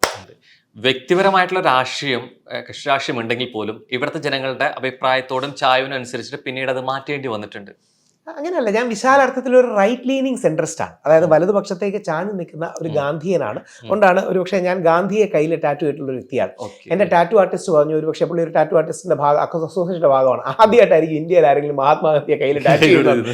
അപ്പോൾ ഞാൻ റൈറ്റ് ലീനിങ് ആണ്, പക്ഷേ ഗാന്ധിയനാണ്. നമുക്ക് എല്ലാവർക്കും ഒരു സെൻട്രിസ്റ്റ് മിഡിൽ ഗ്രൗണ്ടിൽ ഒരുമിച്ച് ജീവിക്കണം എന്നുള്ള തിരിച്ചറിവുള്ളവനാണ്. 2 വള്ളത്തിൽ കാല് ചവിട്ടരുത്, പക്ഷെ 2 വള്ളത്തിൽ കൈ പിടിക്കാം. കാര്യം ആ വള്ളങ്ങൾ അകന്നു പോകാതിരിക്കാൻ 2 വള്ളങ്ങളെ ഒരുമിച്ച് കൊണ്ടുപോകാൻ വേണ്ടി ശ്രമിക്കുന്ന ഒരു വ്യക്തിയാണ്. ശരിക്കും പൊതുപ്രവർത്തക നിലയിൽ എപ്പോഴും നിഷ്പക്ഷത അനിവാര്യമാണ്. അല്ല, നിഷ്പക്ഷത വേണ്ട, വസ്തുനിഷ്ഠത മതി. നിഷ്പക്ഷത പലപ്പോഴും പ്രായോഗികമല്ല. നിഷ്പക്ഷത പലപ്പോഴും ഒരു മുഖംമൂടിയാണ്. പക്ഷേ വസ്തുനിഷ്ഠത ഒരു ആവശ്യമാണ്. യെസ്, മെൻസ് അസോസിയേഷന്റെ ഇടപെടലുകൾ പലപ്പോഴും ഉചിതമല്ല, ചിലപ്പോൾ ഓവർ ആകാറുണ്ട്. ഞാൻ അവരോട് തന്നെ പറയാറുണ്ട്. അതിന്റെ ഞാനിപ്പോൾ ഒരാളോട് ചോദിച്ചു, എന്നെ തന്നെ വിളിച്ചിരുന്നു, മറ്റേ ബോബി ചെമ്മണ്ണൂരിന് ജയിലിൽ നിന്ന് ഇറങ്ങുമ്പോൾ മാല ഇടണമെന്ന് പറഞ്ഞു. ഞാനിപ്പോൾ അവരോട് പറഞ്ഞു, സ്വാതന്ത്ര്യ സമരത്തിനൊന്നും പോയിട്ട് വന്നല്ലോ, ഇങ്ങനൊരു കേസിന് പോയിട്ട് വന്നതല്ലേ. ഈ ബോബി ചെമ്മണ്ണൂർ വലിയ ഇഷ്ടമാണ്, ആരാധനയാണ്. കേരളത്തിൽ അദ്ദേഹത്തിന് അത്രയും സേവനം ചെയ്ത ആൾക്കാർ കുറവാണ്. ഞാൻ അവരോട് പറഞ്ഞു, ബോബി ചെമ്മണ്ണൂർ 100 കണക്കിന് വീട്, 1000 ആൾക്കാർക്ക് ജോലി, ലക്ഷക്കണക്കിന് ആൾക്കാർക്ക് രക്തദാനം, ഇപ്പം എന്താ മോണോലിസ, മറ്റേ കുംഭമേളയിൽ വൈറലായ മോണോലിസ അടക്കമുള്ള ആൾക്കാരെ കൊണ്ടുവന്നു. അപ്പം പുള്ളിക്ക് മാല ഇട്ടാൽ മതി. മതി, ഇപ്പം മാല ഇടണ്ട. അപ്പൊ അവർ പലപ്പോഴും ചെയ്യുന്നത് അവരുടെ ജീവിതത്തിൽ ഒരുപാട് വേദനയും വിഷമവും സ്ത്രീകൾ കാരണം വന്നിട്ടുണ്ട്. അതുകൊണ്ട് മറുഭാഗത്തെ ഫെമിനിസ്റ്റുകളെ പ്രകോപിപ്പിക്കാൻ ഇവരുടെ പ്രധാന വിനോദം, മറുഭാഗത്തെ ആൾക്കാരുടെ കുരു പൊട്ടിക്കുക, ഇതാണ് ഇവരുടെ പ്രധാന വിനോദം. ഇത് പലപ്പോഴും ഈ പുരുഷന് വേണ്ടി സംസാരിക്കുന്നതിനൊപ്പം തന്നെ അപ്പുറത്തേക്ക് സ്ത്രീപക്ഷ ഫെമിനിസ്റ്റുകളോ അല്ലെങ്കിൽ അത്തരം സംഘടനകൾക്കെതിരെയോ ഇത് ഭയങ്കരമായിട്ട് പ്രൊവോക്കഡ് ആയിട്ട് ചെയ്യുക എന്നുള്ള ഒരു അല്ല. അപ്പൊ അത് നമുക്ക് പ്രൊവോക്കേഷൻ വേണ്ട, നമുക്ക് റെസ്പെക്ട്ഫുൾ ആയിട്ടുള്ള ഡിസഗ്രിമെന്റും ഡിബേറ്റും ആകാം. മറുപക്ഷത്തെ ആൾക്കാരുടെ കുരു പൊട്ടിച്ചുകൊണ്ട് നമുക്ക് ഒന്നും ചെയ്യാനില്ല. എന്നോട് തന്നെ ഒരാൾ മറ്റേ കമാല പാഷയുടെ കോലം കത്തിക്കണം, കോലൊന്നും കത്തിക്കുന്ന വേണ്ട, നമുക്ക് ഡിബേറ്റ് ചെയ്യാം. അല്ലാതെ നമുക്ക് ഇത്ര വയലൻസ് വേണ്ട, കുറച്ചുകൂടെ മൃദുവായിട്ട് മെതുവായി എല്ലാവരെയും കൂടെ ബാലൻസ് ചെയ്ത് കൊണ്ടുപോകാന്നുള്ളതാണ് എൻ്റെ സമീപനം. പലപ്പോഴും പല അഭിപ്രായങ്ങളിലും മെജോറിറ്റി എന്ത് പറയുന്നു അതിന് ശരിയോ തെറ്റോ തീരുമാനിക്കാതെ കൂടെ നിൽക്കുന്നവരാണ് കൂടുതൽ. ഇല്ല, നേരെ തിരിച്ചാണ്. പലപ്പോഴും മെജോറിറ്റി എന്ത് പറഞ്ഞാലും സത്യം എന്താണെന്ന് എനിക്ക് ബോധ്യം ഉണ്ടെങ്കിൽ എന്നോട് നിൽക്കുന്നതാണ്. അതിന്റെ ഏറ്റവും വലിയ തെളിവാണ് ശബരിമലയിൽ 4-1 സുപ്രീം കോടതി വിധിന്യായം വന്നു. ഞാനടക്കം കുറച്ചുപേരെ എതിർത്ത് ഞങ്ങളാണ് തുടങ്ങിയത്. എല്ലാ രാഷ്ട്രീയ കക്ഷികളും നമുക്കെതിരായിരുന്നു. അവസാനം ഞങ്ങൾ വിജയിച്ചു. ശബരിമലയിൽ പക്ഷേ റോഹൻ ഓർമ്മയുണ്ടോന്നറിയില്ല, ഇപ്പൊ ഏകദേശം ഒരു 10-12 വർഷങ്ങൾക്ക് മുമ്പ് മകരജ്യോതി മകരവിളക്കുന്ന വലിയൊരു കോൺട്രവേഴ്സി വന്നു. കോടിക്കണക്കിന് ആൾക്കാരെ ബാധിക്കുന്ന വിഷയമാണ്. ഞാനപ്പോൾ അന്ന് തന്നെ ഞാനത് പറഞ്ഞു, മകരജ്യോതി ആകാശമുള്ള നക്ഷത്രമാണ്, സിറിയസ് ബി ആണ്, 6:46 വരും. മകരവിളക്കെന്ന് പറഞ്ഞാൽ പൊന്നമല മേട്ടിൽ മലയരയർ എന്ന് പറയുന്ന ഷെഡ്യൂൾഡ് ട്രൈബ് വിവാഹം ചെയ്യുന്നതാണ്. അന്ന് ഒരുപാട് വിശ്വാസികളുടെ ഭാഗത്തുനിന്നും എനിക്ക് എതിർപ്പ് തോന്നി. ഞാൻ പറഞ്ഞു ഇതാണ് സത്യം, എന്ത് ചെയ്യാൻ പറ്റും, കഴിഞ്ഞ 1000 വർഷമായിട്ടാണ്, ഇപ്പൊ എന്ത് ചെയ്യാൻ പറ്റും, ഇങ്ങനെയാണ് ഇതിന്റെ സത്യം എന്നുള്ളത്. ശ്രീ ദിലീപിന്റെ കേസാകട്ടെ, വിജയബാബുവിന്റെ കേസാകട്ടെ, ശ്രീ സിദ്ദിഖിന്റെ കേസാകട്ടെ, ഇങ്ങനെ എല്ലാ കേസുകളിലും ഞാൻ എടുത്ത സമീപനങ്ങളാണ് പിന്നീട് കാലവും കോടതിയും ഒക്കെ ശരിയെന്ന് പറഞ്ഞത്. എന്ന് പറഞ്ഞാൽ എനിക്ക് തെറ്റുപറ്റിയിട്ടുള്ളതൊന്നുമില്ല, ഒരുപാട് നിലപാടുകളിൽ തെറ്റുപറ്റിയിട്ടുണ്ട്. പക്ഷെ പൊതുവെ സത്യം എന്താണോ അതിന്റെ കൂടെ നിൽക്കണം, ബാക്കി ആരെന്ത് പറയുന്നുള്ള സെക്കൻഡറിയാണ്. ശരിക്കും അതിന്റെ യുക്തി എന്താണെന്നുള്ള രീതിയിലേക്ക് അല്ലെങ്കിൽ ശരിവശങ്ങളെ യുക്തിയെക്കാട്ടി കുറച്ചുകൂടെ കറക്റ്റ് വാക്കിയേ ഫാക്ട്ഫുൾനെസ് അല്ലെങ്കിൽ ഫാക്ട് കോഷ്യന്റ്, അതിലെ സത്യം, എലിമെന്റ് ഓഫ് ട്രൂത്ത്, റിയാലിറ്റി, എന്ത് പേര് വാസ്തവം, വസ്തുനിഷ്ഠത, സത്യസന്ധത, എന്ത് വിളിച്ചാലും ഒഴുക്കിനെതിരെ നീന്തുക, വേറിട്ട ശബ്ദമായിട്ട് മാറുക എന്നുള്ളത് അങ്ങനെ സാധനങ്ങളൊന്നുമില്ല, അങ്ങനെയൊന്നുമില്ല. ഒഴുക്കിനെതിരെ നീന്തണമെന്നൊന്നും അങ്ങനെ. ഇപ്പം മാതാ അമൃതാനന്ദ ദേവിക്കെതിരെ വ്യാജ പ്രചാരണം വന്നു. എനിക്ക് വളരെ സന്തോഷമുണ്ട് ഡിഫെൻഡ് ചെയ്യാൻ. നമ്മുടെ നാഷണൽ മീഡിയ ശശി തരൂർ സാറിനെ ഭയങ്കരമായി ടാർഗറ്റ് ചെയ്തു. സുനന്ദ പുഷ്കർ മാഡത്തിന് എന്ത് ചെയ്യാൻ പറ്റും, എനിക്ക് അവരെ വ്യക്തിപരമായി അറിയുന്നതാണ്. അവരുടെ ഫസ്റ്റ് ജോയിന്റ് ഇന്റർവ്യൂ എനിക്കാണ് തന്നത്. ശശി തരൂർ സാറിന്റെ സുനന്ദ പുഷ്കർ മാഡത്തിന്റെ ഫസ്റ്റ് ജോയിന്റ് ഇന്റർവ്യൂ എനിക്കാണ് തന്നത്. ഇപ്പോഴും നെറ്റിലൊക്കെ കിടപ്പുണ്ട്. ദൗർഭാഗ്യവശാൽ എന്താ പറയുക, അവർക്ക് ഒരു മരണം ഉണ്ടായി, അതിന്റെ പേരിൽ ടാർഗറ്റ് ചെയ്യും. എനിക്ക് ഇന്നും സന്തോഷമുണ്ട്. ഷാറൂഖ് ഖാന്റെ മോനെ നമ്മുടെ ആര്യനെ ടാർഗറ്റ് ചെയ്തപ്പോൾ നാഷണൽ മീഡിയയിൽ ഞാൻ അടക്കം കുറച്ച് പേരാണ് അത് ശരിയല്ല എന്ന് പറഞ്ഞത്. റിയ ചക്രവർത്തി, സുശാന്ത് സിംഗ് രാജ്പുട്ട് എന്ന് പറയുന്ന വ്യക്തി, വളരെ പ്രഗത്ഭനായ ചെറുപ്പക്കാരൻ ആത്മഹത്യ ചെയ്തു. എന്ത് ചെയ്യാൻ പറ്റും, അതിന് കൊലപാതകത്തിന് റിയ ചക്രവർത്തി അറസ്റ്റ് ചെയ്തിട്ടുണ്ട്. എന്ത് കാര്യമാണ് ഇത്? ഈ ആടിനെ പട്ടിയാക്കുക, പട്ടിയെ ഇടിച്ചിടിച്ചിടിച്ചിടിച്ച് അവസാനം അത് പേപ്പട്ടിയാണെന്ന് അറിയിക്കുക എന്നൊക്കെ പറയുന്നൊരു തന്ത്രം പോലുള്ളൊരു സാധനമാണ്. അപ്പൊ സത്യം എന്താന്ന് പറഞ്ഞാൽ അതിൻ്റെ കൂടെ നിൽക്കുക. If you protect truth, truth will protect U. അതാണ് എൻ്റെ പോളിസി. യെസ്. ഇന്നായിരുന്നെങ്കിൽ മലയാളി ഹൗസ് പ്രോഗ്രാമിൽ പങ്കെടുക്കില്ലായിരുന്നു. ഞാൻ സത്യസന്ധമായി പറഞ്ഞാൽ എന്നാണെങ്കിലും മലയാളി ഹൗസ് പ്രോഗ്രാമിൽ പങ്കെടുക്കും. എൻ്റെ ജീവിതത്തിലെ ഏറ്റവും നല്ല 100 ദിവസങ്ങൾ മലയാളി ഹൗസ് ആണ്. അതിനെക്കുറിച്ച് ഒരുപാട് വിമർശനമുണ്ട്. ഞാൻ ആ വിമർശനത്തെ ബഹുമാനത്തോടെ കാണുന്നു. മലയാളി ഹൗസിലെ 90% ആൾക്കാരോട് ഇപ്പോഴും നല്ല ബന്ധവും സ്നേഹവും ഒക്കെ ഉണ്ട്. GS പ്രദീപ് ജി എനിക്ക് ചേട്ടനെ പോലെയാണ്, എനിക്ക് വളരെ ആരാധനയുള്ള വ്യക്തിയാണ്. സിന്ധു ജോയി, അല്ലെങ്കിൽ നമ്മുടെ സ്നേഹ, അല്ലെങ്കിൽ നമ്മുടെ സാൻഡി, ഒരുപാട് പെട്ടെന്ന് ഡാലു ബേബി, ഡാലു എന്ന് പറയുന്നത് ഡാലു ബേബി. ഡാലു ആദ്യം വിചാരിച്ചു ഞാൻ വരുമ്പോൾ ഡാലുവിനോട് ഭയങ്കര അടിയായിരിക്കും. ഞങ്ങളാണ് അവസാനം ഏറ്റവും നന്നായിട്ട് ജെല്ലായത്. അപ്പം അങ്ങനെ ഒരുപാട് പേര്, ഷെറിൻ, പെട്ടെന്ന് ഓർമ്മ വന്നവരുടെ പേര് പറഞ്ഞു എന്നേ ഉള്ളൂ. അപ്പം എൻ്റെ അഭിപ്രായത്തിൽ മലയാളി ഹൗസിന്റെ വിമർശനങ്ങളെല്ലാം ഞാൻ ഉൾക്കൊള്ളുന്നു. എൻ്റെ ലൈഫിലെ ഏറ്റവും ബെസ്റ്റ് 100 days ആണ്. ഞാൻ ഇനി മലയാളി ഹൗസ് വിളിച്ചത് എന്നാണെങ്കിൽ കുറെ കൂടി പരിചിതം ബിഗ് ബോസിലൂടെയാണ്. ആ ഷോയുടെ അന്ന് ഇത്രയും ആൾക്കാർക്ക് പരിചയമില്ല. ഇത് 2013 അപ്പം 12 വർഷമായി. 2013 അപ്പൊ ഇത്രയും പരിചയമില്ല. അതുകൊണ്ട് തന്നെ ഞങ്ങൾ ഒരുപാട് ചീത്ത കേട്ടു. ഈ പലപ്പോഴും നമ്മുടെ കഴിഞ്ഞ കാലത്തെ വെച്ച് നമ്മൾ പറയുന്ന പ്രസ്താവനകളെ ഇതും വെച്ച് ചേർത്ത് വെച്ച് തോണ്ടുക എന്നുള്ളത് നമ്മുടെ ഹാഷ്മിയൊക്കെ വളരെ ഇഫക്റ്റീവായി ഞാൻ ഹാഷ്മിയോട് ഇങ്ങനെ സഭ്യത, മാന്യത, സംസ്കാരം എന്നൊക്കെ പറഞ്ഞു തന്നപ്പോ എന്നാൽ ഈ ക്ലിപ്പും കൂടെ കാണുമെന്ന് ഞാൻ വിചാരിച്ചു. ഹണി റോസിന്റെ ബോച്ചയുടെ ഏതോ ക്ലിപ്പാണ് ഇടാൻ പോകുന്നത്. ഞാൻ എങ്ങനെ അറിയും? എനിക്ക് ചിരിയും വന്നു. സത്യം പറഞ്ഞാൽ എന്ത് പറയണമെന്ന് ഞാൻ ഒരു ദിവസം ഞാൻ പറഞ്ഞു ആ വിമർശനങ്ങളെ ഞാൻ ഉൾക്കൊള്ളുന്നു. നമുക്ക് വിഷയത്തിലേക്ക് തിരിച്ചു വരാം. ഈ മാറ്റം നമ്മൾ പലപ്പോഴും പറയണ്ടേ, ഈ മാറ്റമില്ലാതെ മാറ്റത്തിനാണെന്ന് മാത്രം പറയും. ചിലതൊക്കെ മനുഷ്യൻ മാറാൻ കൂടി അല്ലെ വരും. അവന്റെ തിരിച്ചറിവിൽ നിന്നായിരിക്കാം, അവർ പിന്നീട് വരുന്ന അറിവിലേക്ക് ഇതൊക്കെ മാറ്റും. ഇത് വെച്ച് അവന്റെ കഴിഞ്ഞ കാലത്തെ ഒരു ഭൂതകാലത്തെ വെച്ച് കീറി വലിച്ചു കീറി ഒട്ടിക്കാന്നുള്ള പ്രവണത കുത്തിപ്പൊക്കൽ. അത് കുത്തിപ്പൊക്കൽ എന്ന് പറയുന്നത് സോഷ്യൽ മീഡിയയുടെ ഒരു സ്ഥിരം ട്രെൻഡാണ്. കുത്തിപ്പൊക്കൽ തുടങ്ങിയ കാര്യങ്ങൾ അപ്പൊ ചിലപ്പോ ഒക്കെ സംഭവിക്കും. അത് ലൈറ്റ് ഹാർട്ടഡ് ആണെങ്കിൽ കുഴപ്പമില്ല. അത് ലൈറ്റ് ഹാർട്ടഡ് ആണെങ്കിൽ ഇപ്പൊ ഈ തീവ്ര ഹിന്ദുത്വവാദികളോട് ഞാൻ സ്ഥിരം ഫൈറ്റ് ചെയ്യുന്ന ഒരാളാണ്. ഞാൻ ഗോഡ്സേവാദികളോടും മറ്റു ഫൈറ്റ് ചെയ്യും. ഞാൻ ഗാന്ധിയൻ ആയതുകൊണ്ട് തന്നെ. അപ്പൊ അവർ ഹിന്ദു കാര്യങ്ങളിലെല്ലാം ഒരുമിച്ചാണ്. പക്ഷേ ഈ തീവ്രത, ഈ മുസ്ലിം വിരോധം, ഇസ്ലാമോഫോബിയക്കെതിരെ പോരാടുന്ന ഒരു വ്യക്തിയാണ് ഞാൻ. അപ്പോൾ അവർ അങ്ങനെ പറയുമ്പം ഇടയ്ക്കിടയ്ക്ക് എൻ്റെ ഏതെങ്കിലും ഒരു പഴയ വീഡിയോ ഒക്കെ എടുത്ത് ഏതെങ്കിലും ഒരു പെൺകുട്ടിയെ ഹഗ് ചെയ്യുന്ന ഫോണൊക്കെ എടുത്ത് രാഹുൽ ഈശ്വർ ജാതി മത ഭേദമന്യേ ചെയ്യുന്ന ഏക കാര്യം ആ സാധനങ്ങളുണ്ട്. ഇതില് മതമില്ല വേറെ രാഹുൽ ഈശ്വറിന്റെ മതേതരത്വത്തിന്റെ തെളിവ്. അപ്പൊ അവർക്ക് ഈ മതേതരത്വം മതസൗഹാർദ്ദം എന്നൊക്കെ പറയുന്ന ഈ തീവ്ര വലതുപക്ഷക്കാർക്ക് ഭയങ്കര എതിർപ്പുള്ള സാധനമാണ്. അപ്പൊ ആ പ്രത്യേക ഷോയില് ഒരു പെൺകുട്ടി മറ്റൊരു സമുദായത്തിൽ നിന്നുള്ള ഒരു പെൺകുട്ടിയാണ്. അപ്പൊ ആ പെൺകുട്ടിയോ അല്ലെങ്കിൽ വേറെ ഏതെങ്കിലും ഒക്കേഷനിൽ അങ്ങനെ അടുത്ത് നിൽക്കുന്ന ഫോട്ടോ ഒക്കെ എടുത്ത് കണ്ടില്ലേ രാഹുൽ ഈശ്വറിന്റെ മതസൗഹാർദ്ദതകൾ കണ്ടില്ലേ എന്നൊക്കെ പറയും.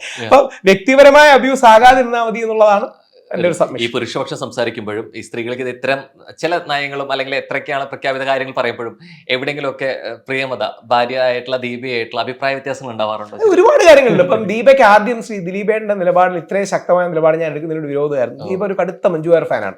ദീപ ഒരു കടുത്ത മഞ്ജു വാര്യരുടെ പല പരിപാടിയും ചെയ്തിട്ടുണ്ട്. അപ്പൊ ദീപയുടെ മനസ്സിൽ ഇനി കാണുമ്പോ മഞ്ജു വാര്യർ എന്ത് പറയും, എങ്ങനെ റിയാക്ട് ചെയ്യും തുടങ്ങിയ കാര്യങ്ങൾ അറിയില്ല. അവസാനം ഞാൻ ദീപയും കൺവിൻസ് ചെയ്തു. ദീപ ഇതൊരു നിരപരാധിയാണ്, ഇദ്ദേഹത്തെ ടാർഗറ്റ് ചെയ്യുന്നതാണ്. ശ്രീമതി മഞ്ജു വാര്യർക്കോ അല്ലെങ്കിൽ നമ്മുടെ അതിജീവിതയ്ക്കോ ഒന്നും ഇദ്ദേഹം കുറ്റക്കാരനാണെന്ന് അറിയാനുള്ള ഒരു വഴിയില്ല. അങ്ങനെ ബാക്കിയുള്ളവർ പറയുന്നുണ്ട്, അവർ പറയുന്നത് മാത്രമാണ്. അഭിപ്രായ വ്യത്യാസമൊക്കെ ഉണ്ടാവാറുണ്ട്. അമ്മയുടെ അഭിപ്രായ വ്യത്യാസം ഉണ്ടാവാറുണ്ട്. അമ്മ മല്ലിക നമ്പൂതിരി എന്നാണ് പേര്. ഈ ബ്രാഹ്മണരുടെ യോഗക്ഷേമ സഭയുടെ സംസ്ഥാന വനിതാ പ്രസിഡന്റ് ഒക്കെയാണ്. അഭിപ്രായ വ്യത്യാസങ്ങളെ ശശി തരൂർ സാർ അത് പറയും, you can disagree but not without being disagreeable. നമുക്ക് ബഹുമാനത്തോടെ സ്നേഹത്തോടെ വിയോജിക്കാം. അങ്ങനെയാണ് നമ്മുടെ വീട്ടിൽ വിയോജിപ്പില്ല. പ്രതിപക്ഷ ബഹുമാനം വേണം. പ്രതിപക്ഷ ബഹുമാനത്തോടെയും സ്നേഹത്തോടെയും ആശയങ്ങളോട് വിയോജിക്കാം. യേശുക്രിസ്തു പറയുന്നുണ്ട്, hate the sin not the sinner. മഹാത്മാഗാന്ധിയൊക്കെ ജീവിതത്തിൽ സ്വീകരിച്ച പോളിസിയാണ്. Oppose the position not the person. നമ്മൾ ആ നിലപാടിനെയാണ് നമ്മൾ എതിർക്കേണ്ടത്, വ്യക്തിയെ അല്ല. ഈ നിലപാട് നാളെ നമുക്ക് മാറാം. വ്യക്തികളെയാണ് ശരിക്കും ആശയങ്ങളെയാണ് അല്ലെ, ആശയങ്ങളെ നിലപാടുകളെ മാറരുത് എന്നുള്ളതാണ്. മുഖം നോക്കാതെ പ്രതികരിക്കുന്ന സ്റ്റേറ്റ്മെന്റ് പറയുന്ന രാഹുൽ ഈശ്വർ ഈ ഒരാളുടെ മുമ്പിൽ വെച്ച് ഞാൻ ഒന്ന് മൗനം വെടിഞ്ഞിട്ടുണ്ട്. അതാരാണ് ശരിക്കും അത്തരത്തിലുള്ള മൗനം ആയിട്ട്? പൊതുവെ ഞാൻ എല്ലാവരോടും പറയുമ്പോൾ അവരെ വേദനിപ്പിക്കാത്ത രീതിയിലേ വിമർശിക്കാറുള്ളൂ. പക്ഷെ വിമർശനം ഉണ്ടെങ്കിൽ വിമർശനം പറയാറുണ്ട്. ശരിക്കും അങ്ങനെ ഒരാളുടെ മുഖം നോക്കാതെ പ്രതികരിക്കുന്ന ഒരാൾ, അങ്ങനെ മുഖം നോക്കിയിട്ട് പ്രതികരിക്കാതെ പോയത് ഒരാൾ ആരായിരിക്കും? പെട്ടെന്ന് ആരും ഓർമ്മ വരുന്നത് എനിക്ക് എന്നായി വരുന്ന കാര്യങ്ങളെ പലപ്പോഴും ഞാൻ അങ്ങനെ എന്താ പറയുക സ്ട്രോങ് ആയിട്ട് പറഞ്ഞു. എനിക്ക് ഒരു നല്ല അനുഭവം നിങ്ങൾക്ക് കൊടുക്കാൻ കഴിയുന്ന അനുഭവം, ശശി തരൂർ സാറ് എനിക്ക് ഭയങ്കര ആരാധനയുള്ള വ്യക്തിയാണ്. ശശി തരൂർ ഇംഗ്ലീഷ് സംസാരിക്കുമ്പോൾ നമ്മുടെ തട്ടത്തിൽ മറയത്തിലെ നിവിൻ പോളിയെ പോലെ ഞാൻ ഇങ്ങനെ നോക്കി നിൽക്കും. പുള്ളിയോട് തന്നെ പറഞ്ഞിട്ടുണ്ട്. ശശി തരൂർ ശബരിമല വിഷയത്തിൽ ആദ്യം നമുക്ക് അനുകൂലമായ നിലപാടെടുത്തില്ല, എതിർ നിലപാടാണ് എടുത്തത്. ഞാനപ്പം ട്വിറ്ററിൽ അതിരൂക്ഷമായി പുള്ളിയെ വിമർശിച്ചുകൊണ്ട് സാധനം എഴുതി, നിങ്ങൾ എന്ത് തരം വിശ്വപരനാണ്, നിങ്ങൾ ഇന്റലക്ച്വൽ ആണെന്നൊക്കെ പറഞ്ഞ് എന്താണ് കാര്യം, നമ്മുടെ വേദനയും വിഷമവും മനസ്സിലാക്കുന്നില്ല. ഞാൻ ഇപ്പം ബ്ലോക്ക് ചെയ്തു, ഇന്നത്തോടെ തീർന്നു, ഇനി കട വെച്ചിരിക്കും പോലും ഇല്ല എന്ന് വിചാരിച്ചു. പക്ഷെ എനിക്ക് സന്തോഷം തോന്നിയത് അടുത്ത ദിവസം പുള്ളി അതിന് പബ്ലിക്കലി മറുപടി എഴുതി. എന്നിട്ട് പറഞ്ഞു, രാഹുൽ നിങ്ങളുടെ വേദനയും വിഷമവും, കൃത്യമായ വാക്കുകൾ ഇങ്ങനെയല്ല, അതിൻ്റെ അർത്ഥം ഇതാണ്, അംഗീകരിക്കുന്നു, ഞാൻ ഇതിനെക്കുറിച്ച് പഠിക്കാം, ഞാൻ നോക്കിയിട്ട് പറയാം. എന്നിട്ട് 3-4 ദിവസത്തിന് ശേഷം അദ്ദേഹത്തിന്റെ പൊസിഷൻ ഒന്നുകൂടെ ന്യൂവാൻസ് ചെയ്ത് വിശ്വാസികളെ കൂടെ ഉൾക്കൊണ്ടൊരു പ്രശ്നം വന്നു. ഞാൻ പറഞ്ഞുകൊണ്ട് മാത്രമല്ല ഒരുപാട് പേര് പറഞ്ഞുകൊണ്ടായിരിക്കും. അപ്പൊ എനിക്കിത് വളരെ നല്ല മാതൃകയായി തോന്നി. എനിക്ക് നല്ല മൂഡ് ഓഫ് ആയിരുന്ന സമയത്ത് ദേഷ്യം കൊണ്ട് ഞാൻ എഴുതിയതാണ്. അതായത് എന്തോ ശശി തരൂർ പറഞ്ഞപ്പം നമ്മൾ ഇതൊക്കെ എന്തോ പറഞ്ഞതിന് എനിക്ക് ഞാൻ പ്രൊവോക്ഡ് ആയി ഇങ്ങനെ എഴുതിയാണ്. പക്ഷെ ശശി തരൂർ പ്രതികരിച്ച രീതി ഭയങ്കരമായിട്ട് എന്നെ പോസിറ്റീവ് ആക്കി. അപ്പൊ അതായത് അങ്ങനെ നമുക്ക് അത്രയല്ലേ ഉള്ളൂ, നമ്മുടെ വിമർശനം ഉൾക്കൊള്ളണം. നമ്മുടെ നേതാക്കന്മാരും ആരാണെങ്കിലും നമ്മുടെ ഒരു ഫീഡ്ബാക്ക് ഉൾക്കൊള്ളണം. അപ്പം പെട്ടെന്ന് സംസാരിക്കാതെ പോയത് അറിയില്ല. ശശി തരൂർ സാർ സംസാരിച്ചപ്പോൾ എനിക്ക് വളരെ സന്തോഷം തോന്നി. ഈ മുൻപത്തെ അപേക്ഷിച്ച് ഞാൻ പറയുന്ന വിഷയങ്ങളിലെ അല്ലെങ്കിൽ സ്റ്റേറ്റ്മെന്റുകളിലാണെന്നുണ്ടെങ്കിൽ പോലും ഉണ്ടായിരുന്ന ഒരു എതിർപ്പ് താരതമ്യേന മാറി, അത് സത്യസന്ധമായിട്ട് പറഞ്ഞാൽ ഈ പ്രത്യേകിച്ച് ഈ പുരുഷ കമ്മീഷൻ വിഷയത്തിൽ, അതായത് ഞാൻ ആ വാക്ക് നെഗറ്റീവായിട്ട് പറയുന്നതല്ല, ഒരു ദിവസം അതായത് ഈ വിഷയത്തിന്റെ ചർച്ചകളൊക്കെ കഴിഞ്ഞ് പുരുഷ കമ്മീഷനൊക്കെ പറഞ്ഞ് ഞാൻ ശ്രദ്ധിക്കുന്നില്ല, ഓഫീസിലിരിക്കുന്ന സമയത്താണ്. വൈകിട്ടായപ്പോൾ ആലങ്കാരികമായിട്ടാണ്, ഒരു സംഘടനയും മോശമായിട്ടല്ല, എല്ലാ സംഘി സുഡാപ്പി ക്രിസംഗി ആൾക്കാർ ഒരുമിച്ച് വിളിച്ച് നമുക്ക് ഒരുമിച്ച് നിന്ന് പോരാടണം എന്നൊക്കെ പറഞ്ഞു. ഞാൻ എന്ത് പറ്റി, എനിക്ക് നാട്ടുകാർക്ക് ഭ്രാന്താണ്. അതായത് എക്സ്ട്രീം നിൽക്കുന്ന ആൾക്കാർ, നമ്മൾ എന്തെങ്കിലും ഗ്രൂപ്പൊക്കെ ഉണ്ടാക്കി, അതിൽ ഈ എക്സ്ട്രീം സംഘം ഞാൻ വിളിക്കാറുള്ളൂ, സംഗീതം വിളിക്കാറില്ല. സംഘം ആകട്ടെ, ലൈക്ക് എക്സ്ട്രീം ഇസ്ലാമിസ്റ്റ് ആകട്ടെ, എക്സ്ട്രീം ക്രിസംഗി വിഭാഗം അല്ലെങ്കിൽ ക്രിസ്ത്യൻ വിഭാഗങ്ങളിൽ വരുന്ന ആൾക്കാരാകട്ടെ, പെട്ടെന്ന് ഒരു ദിവസം ഒരുമിച്ച് ബാക്കി എല്ലാ വിഷയങ്ങളും കളയാം, നമുക്ക് ആണുങ്ങൾക്ക് വേണ്ടി പോരാടാം എന്നൊക്കെ പറഞ്ഞ് എന്നെ വിളിക്കുകയുണ്ടായി. എനിക്ക് വളരെ സന്തോഷം തോന്നി. എവിടേക്കോ ഉള്ളിൽ കിടന്ന് ആരെങ്കിലും ഒക്കെ തുടങ്ങി വെക്കാൻ, അതാണ് ഉള്ളിൽ കിടക്കുന്ന സാധനമാണ്. എന്നിട്ട് പലരും ഇപ്പൊ എനിക്ക് അനുകൂലമായി വരുന്ന കമന്റ് എല്ലാം നോക്കിയാൽ അറിയാം, നിങ്ങൾ പറയുന്ന ഒരുപാട് കാര്യങ്ങളോട് വിയോജിപ്പാണ്, പക്ഷെ ഈ കാര്യം ശരിയാണ്. അതിലാണ് ജനാധിപത്യം നിൽക്കുന്നത്. അതായത് രാഹുൽ ഈശ്വർ പറയുന്ന 99% കാര്യങ്ങളോടും നിങ്ങൾക്ക് വിയോജിപ്പായിരിക്കും. ഈ 1% യോജിപ്പുണ്ടെങ്കിൽ ആ 1% ജനാധിപത്യത്തിന്റെ ആത്മാവ്. അപ്പൊ ഞാൻ അവരോട് റിക്വസ്റ്റ് ചെയ്യുന്നുള്ള, നാളെ ഏതെങ്കിലും ഒരു സമുദായത്തിന്റെ വിഷയത്തിലോ രാഷ്ട്രീയത്തിന്റെ വിഷയത്തിലോ ഞാൻ പറയുന്ന നിലപാട് നിങ്ങൾക്ക് വിയോജിപ്പ് കാണാം, ആയിക്കോട്ടെ, പക്ഷേ ഈ വിഷയത്തിൽ നമ്മൾ ഒരുമിച്ച് നിന്ന് നമ്മൾ പുരുഷ കമ്മീഷൻ നേടിയെടുക്കണം. അപ്പൊ യോജിപ്പിന്റെ മേഖലകൾ അന്വേഷിച്ച് പോകാൻ നമുക്ക് കഴിയണം, വിയോജിപ്പിനപ്പുറം. അതാണ് എന്റെ ഒരു സബ്മിഷൻ. ഈ വിയോജിപ്പ് ഉണ്ടെങ്കിൽ പോലും യോജിക്കാവുന്ന വിഷയങ്ങളിൽ ഇത് മനസ്സിൽ കണ്ടുകൊണ്ട് യോജിക്കാതിരിക്കരുത് എന്നുള്ളത്. യോജിക്കാൻ കഴിയുന്ന എല്ലാ മേഖലകളിലും യോജിച്ച് നമുക്ക് ചെയ്യണം. കാര്യം ഇത് നമ്മുടെ വരും തലമുറകൾക്ക് വേണ്ടിയാണ്, ഈ നാട്ടിൽ ജനിക്കാൻ പോകുന്ന ആണുങ്ങൾക്ക് വേണ്ടിയാണ്. ഓർക്കുക, നിങ്ങളുടെ അച്ഛൻ, നിങ്ങളുടെ സഹോദരൻ, നിങ്ങളുടെ മകൻ, നിങ്ങളുടെ സുഹൃത്ത് ജയിലിൽ നിന്ന് ഒരു വ്യാജ പരാതി അകലത്തിൽ മാത്രമാണ്. നമ്മുടെ അച്ഛൻ, നമ്മുടെ മകൻ, നമ്മുടെ സുഹൃത്ത്, നമ്മുടെ ഭർത്താവ്. ഞാൻ അങ്ങനെ പറഞ്ഞു വെക്കുന്ന കൂട്ടത്തിൽ ഒന്നുകൂടി കൂട്ടിച്ചേർത്തോട്ടെ. ഇപ്പോൾ ഇത്തരത്തിൽ ഈ ആൺ പെൺ അല്ലെങ്കിൽ ഇത്തരം വിഷയങ്ങൾ പറയുമ്പോഴും ആരോപിപ്പിക്കുമ്പോഴും ഒക്കെ വർഷങ്ങൾക്കും അപ്പുറം ഒരു പേടി നിലനിൽക്കുന്നില്ലേ? ഈ ബന്ധങ്ങൾക്കും അല്ലെങ്കിൽ സൗഹൃദങ്ങൾക്കും പരിചയത്തിന് അപ്പുറത്തേക്ക് ഈ ഒരു ആരോപണം അച്ഛനും അമ്മയ്ക്കോ സഹോദരൻ സഹോദരിക്കോ സുഹൃത്തിനോ ഇത് നേരിട്ട് വന്നേക്കില്ല, ഇത് രണ്ട് വിഭാഗമായി മാറില്ലേ? അല്ല, ഇത് നേരിട്ട് വന്ന് ഒരുപാട് പേരെ വ്യക്തിപരമായി അറിയാവുന്നതുകൊണ്ടാണ് പറയുന്നത്. അവരുടെ ജീവിതം തകർന്നു. ഞാൻ ഈ പേര് പറയുന്നതിന് മീഡിയക്കാർ അറിഞ്ഞിരിക്കേണ്ട പേരാണ്. റോഹൻ അറിയാവുന്നില്ല, ഗൗരിദാസ് എന്ന ഒരാളുണ്ടായിരുന്നു. ഇത് ഹിന്ദുവിന്റെ ഏറ്റവും പ്രഗത്ഭന എഡിറ്ററായിരുന്നു. ജസ്റ്റ് ഗൂഗിളിൽ സെർച്ച് ചെയ്താൽ മതി. അതായത് ഞാൻ ആലങ്കാരികമായി പറയാറുണ്ട്, ഗൗരിദാസ് നായർ സാർ വെളിയിൽ വന്നാൽ ഞങ്ങൾ, അതായത് റൂമിന്റെ വെളിയിൽ വന്നാൽ ഞങ്ങൾ അകത്ത് എണീച്ച് നിൽക്കുമായിരുന്നു. അത്രമാത്രം റെസ്പെക്ട് ഉള്ള ഒരു വ്യക്തിയാണ്. പുള്ളിക്കെതിരെ ചെന്നൈയിൽ നിന്നുള്ള ഒരു പെൺകുട്ടി ഒരു ബ്ലോഗ് എഴുതി. പുള്ളിയുടെ പേര് പോലും എഴുതിയില്ല. ഇദ്ദേഹം എന്റെ നേരെ അഡ്വാൻസ് ചെയ്തു. എന്ത് ചെയ്തു? മൊളസ്റ്റ് ചെയ്തു എന്നല്ല, റേപ്പ് ചെയ്തു എന്നല്ല, അഡ്വാൻസ് ചെയ്തു. എന്ത് ചെയ്തു നമുക്കൊന്നും അറിയില്ല. അഡ്വാൻസ് എന്ന വാക്കിൽ എന്താ ഉദ്ദേശിച്ചത്? താഴെ ബ്ലോഗിന്റെ താഴെ വേറൊരാൾ വന്ന് എഴുതിയത് ഗൗരിദാസ് നായരാണ്. ഗൗരിദാസ് നായർ സാറിന് ഹിന്ദു എന്ന് VRS എടുക്കേണ്ടി വന്നു. നല്ല റിട്ടയർമെന്റ് കിട്ടിയില്ല. അദ്ദേഹത്തിന് ഇടയ്ക്കൊരു പരിപാടിക്ക് വിളിച്ചപ്പോൾ നാട്ടുകാർ പ്രശ്നം ഉണ്ടാക്കി, പുള്ളിയെ കൊണ്ട് പിൻവലിപ്പിച്ചു. ഒരാളുടെ കരിയർ ഇല്ലാതാകുകയാണ്. അത് തെറ്റാണെന്നാണ് എൻ്റെ വിശ്വാസം. ആരോപണം തെറ്റാണോ ശരിയാണെന്നോ ആർക്കും അറിയില്ല. പക്ഷെ പുള്ളി പിന്നെ ഓസ്ട്രസൈസ്ഡ് ആയി, പുള്ളി പിന്നെ നിഷ്കാസിതനായി, പുള്ളി പിന്നെ പടിയറച്ച് പിണ്ണം വെച്ച അവസ്ഥയായി. ഇതാണ് പലരുടെയും ജീവിതത്തിൽ ഉണ്ടാകുന്നത്. അങ്ങനെ ഒരുപാട് പേര് പെട്ടുപോകുന്നുണ്ട്. ഒരുപാട് വ്യാജ പരാതികൾ വരുന്നുണ്ട്. നിനക്കെതിരെ ഒരു വ്യാജ പരാതി കൊടുക്കില്ലേ എന്ന് പറയുന്നുണ്ട്. പ്രത്യേകിച്ച് നിങ്ങളുടെ മൂവി എന്റർടൈൻമെന്റും കൂടി ഉള്ളതുകൊണ്ട് പറയാണ്. യഥാർത്ഥത്തിൽ സാക്ഷാൽ സ്റ്റീഫൻ നെടുമ്പള്ളിയെ പോലും ഉള്ളിലിടാൻ ഒരു പെൺകുട്ടി വ്യാജ പരാതിയാണ് കൊടുത്തത്. ഇപ്പൊ എമ്പുരാന്റെ ഒരു ഫീവറും കൂടെ വരുന്ന കാലഘട്ടത്തിൽ പറയുന്നതാണ്.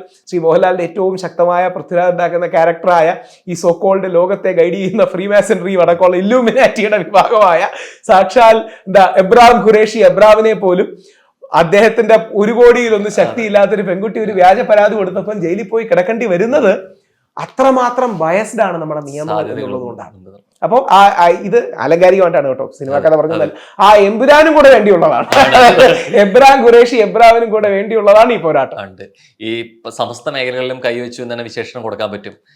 കൈവച്ച് ആഗ്രഹിച്ചിട്ട് വെക്കാൻ പറ്റാത്തൊരു മേഖല എന്താ? എനിക്ക് പാട്ട് ഭയങ്കര ഇഷ്ടമാണ്, പക്ഷെ എന്റെ പാട്ട് ഭയങ്കര മോശമാണ്. അതാണ് സത്യം. എന്റെ പാട്ട് എനിക്ക് ഭയങ്കര ഇഷ്ടമുള്ളതാണ് പാട്ട്. അപ്പോൾ ഞാൻ 3 വർഷം പാട്ട് പഠിച്ചതാണ്. പക്ഷെ ഞാൻ ടോൺ ഡഫാണ്. എനിക്ക് ഈ പിച്ചു മാറുന്നൊന്നും അറിയില്ല. ഞാൻ പലയിടത്തും പറഞ്ഞുള്ള അനുഭവമാണ്. ഞാനും ദീപയും കൂടെ ഒരു പരിപാടി, ചിത്ര ചേച്ചിയും MG ശ്രീകുമാർ സാറും സുധാ ചേച്ചി, അങ്ങനെ ഒരുപാട് ആൾക്കാരുണ്ടായിരുന്നു. അപ്പം MG ശ്രീകുമാർ സാർ പറഞ്ഞു, രാഹുൽ അങ്ങനെയല്ല, എല്ലാവർക്കും പാട്ട് പാടാനുള്ളൊരു ഇതുണ്ട്, ദൈവം ഇത് കൊടുത്തിട്ടുണ്ട്, ഡയലോഗ് അറിയാമല്ലോ.